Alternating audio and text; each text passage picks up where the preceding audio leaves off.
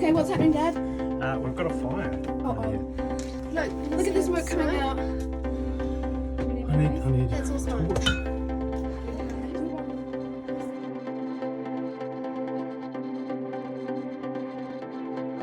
Yesterday, the fire, the whole situation was absolutely terrifying. Like, holy hell, it was so scary. Having to send the kids off the boat, not knowing what was going on, it really was one of those worst situations that you could ever imagine. Good morning, folks. We're back at port and we've got a bit of tidying up to do, and we've also got to start getting ready for the electrician who is coming today to do the boat's electrical warrant of fitness. So it's going to be fantastic to have another set of ears to run past possible theories as to why the GenSet failed like it did, what happened and how to fix it. But for now, it's time to get ready and get some morning stuff done, get some emails done. We've had no electricity on the boat because I just didn't want to go anywhere near the electricity or the electrical system after what happened with the generator. So the fridge is all emptied and defrosted. So that's going to be a bit of a job. The carpets are all up. So we're going to have to put those somewhere. And we're going to have to get ready for the electrician. I'm not sure what happens or what needs to happen, but we might as well be prepared. Come with us on the ride.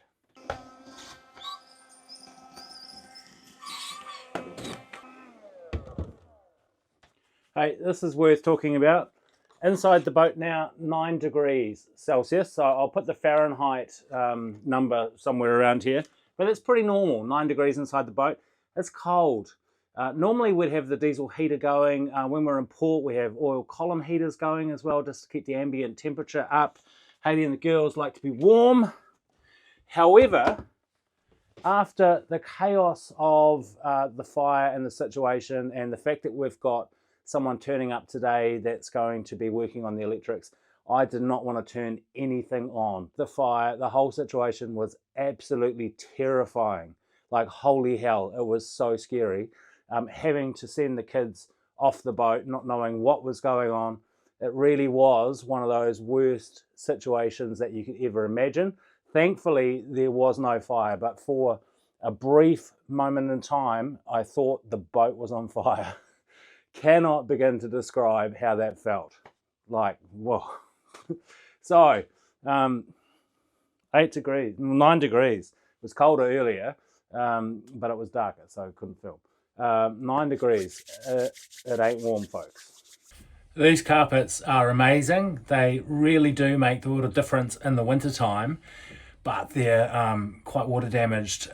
They get a hard workout, but I imagine they're going to be very expensive to replace. So I try and take as much care of them as possible. In this sort of situation, rolling them up, putting them away.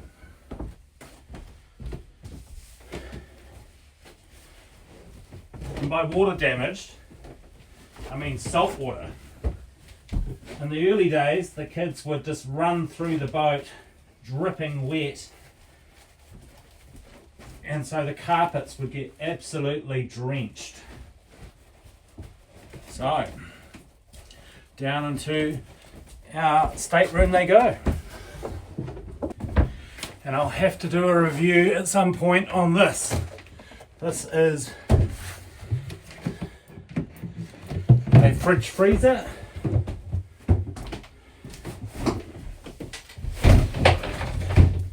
Absolute game changer when it comes to the summertime and keeping things cold. You never have enough storage, or you never have enough cold storage.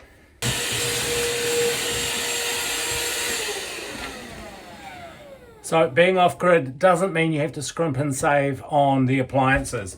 This rechargeable vacuum cleaner has been a game changer in terms of keeping the boat clean and not having to run the generator in order to do the vacuuming. So highly recommend you take a look at one of these. There's a link up here. We look at some of our favorite boat gadgets. Please go check it out. So there's been some interesting developments this morning. As I'm cleaning out the fridge and freezer, I'm thinking to myself, there's no power draw on the system. The only thing happening is the stereo and the bilges, which are on but not working. So technically, there ought to be no draw on the system. And we've got 2 solar panels. So technically, the solar panels ought to be pouring solar energy back into the whole system, charging the batteries, which are only on about 75%. Check this out. Here's our power breaker board. So the only things on are those pumps, which aren't working obviously, but everything else is off. All of the switches are off. So let's just check in with the power management system, which is this little box here. Everything is turned off. Stereo is off. The only thing on are the bilges and they're not working, and we are producing 0 solar energy going into the system. So the solar panels are not doing anything. And coming outside, you'll have to excuse the squinting, but it's very bright and sunny. And there's our solar panels, which have got loads of sunshine on them, but are not actually doing anything. The plot thickens. There's always a silver lining to these kind of situations. And I had this generator issue not reared its head, and had we not shut everything down, we would have just continued on, not really thinking too heavily about what the solar panels are doing and whether they're contributing or just getting a free ride and not actually doing anything. Because we've always been running with Starlink and computers and fridges and all of this heavy electrical load, I always just thought when we were on anchor and drawing sort of 15, 20 amps out of the system at any time, that was just normal, that was just what we were using, and solar was there contributing, and the net result was minus 20. If solar hasn't been contributing, that's fantastic, because it means possibly we can get to a net positive situation if we can get those solar panels working. Which would mean not needing to run the generator as much, if at all, during the summertime, because the solar technically would be able to keep up as long as we weren't going too hardcore at night. So, silver linings. It has been an awful experience, but the end of this might actually make our entire life a whole lot easier. Hurrah! Right, here with Brendan, the electrician, and we're just getting the electrical warrant of fitness done. All good? Excellent, everything's all set. You're all good to go, my friend. Let's get rid of this old one.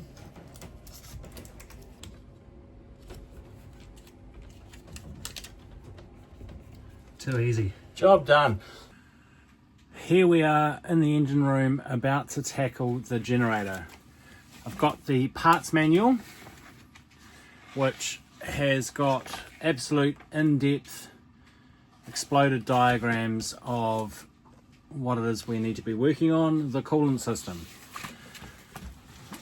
I'm guessing I'm going to need to go and get a whole lot more hoses, and I'm not sure what gauge hose I'm getting, so perhaps the best way to deal with it is to remove the top, get at the actual system and get some of these hoses off that are of different diameters, and go and get a whole lot more hoses, because had this happened to one of the engines whilst out at sea, I would have to be dealing with doing this at sea, I guess. So not having the parts is potentially a fatal mistake. Well, not fatal, but very problematic. So I'll get this off and go from there.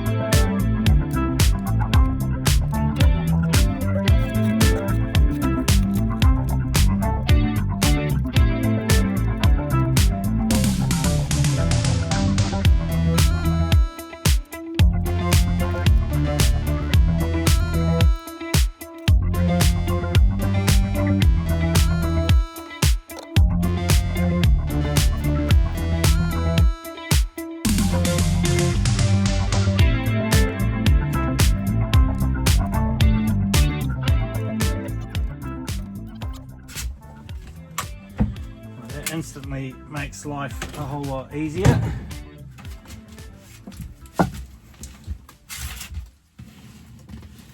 So all of these hoses are all very old, and potentially when we rebuilt the heat exchanger from a couple of videos ago,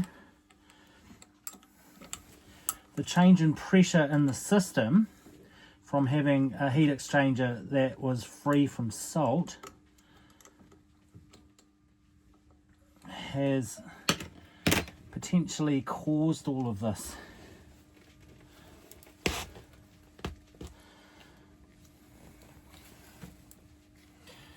So that does not want to come off.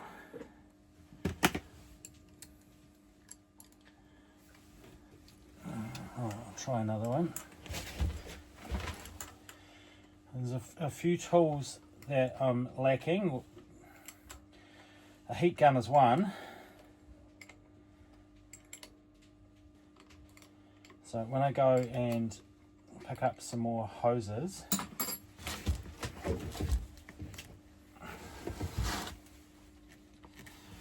I'll get a heat gun at the same time.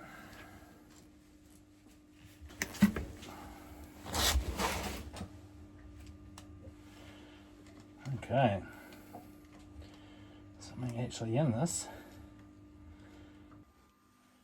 So I've just removed this pipe or hose, and that is inside.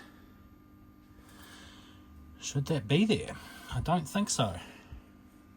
So we'll pull that out and see what it is.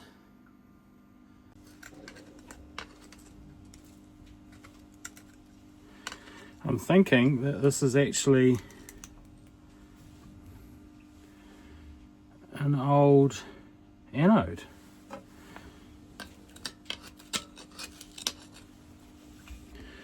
Check this out.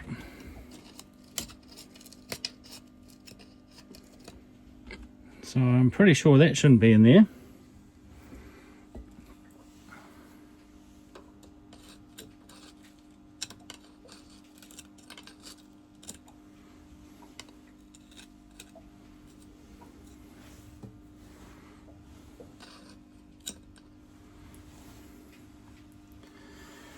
Let's try and get that out very carefully. I need some tweezers or something, or a magnet. Right, time for more tools. So I'll leave the anode. I'm scared that it's going to push through, and I'll just get this hose off so that I can go and get a whole bunch more. Just, I mean, it might not be the hoses after all. It might be just the fact that that anode sort of dislodged itself,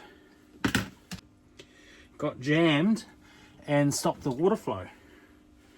It might be as simple as that. Right, that looks very specific. In the instruction book, it does say preformed. So I'm thinking I'm probably not going to be able to just get random hoses and bend them to shape. I'm thinking I probably need to have the exact part. So I'm going to go and get a heat gun. I'm going to get a radiator pressure tester, and I might flag getting some hoses. I certainly flag trying to replace those sorts of ones.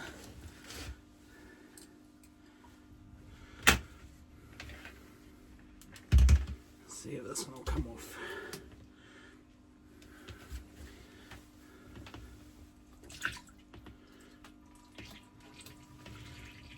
Right, that one came off.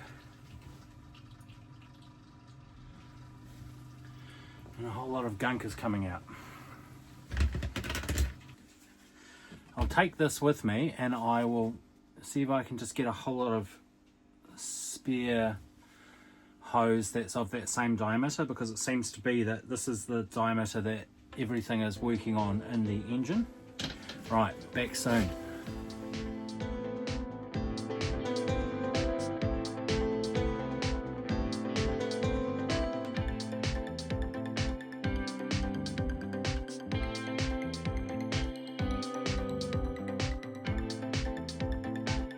Thank you very much for watching and sharing in a little glimpse into our life.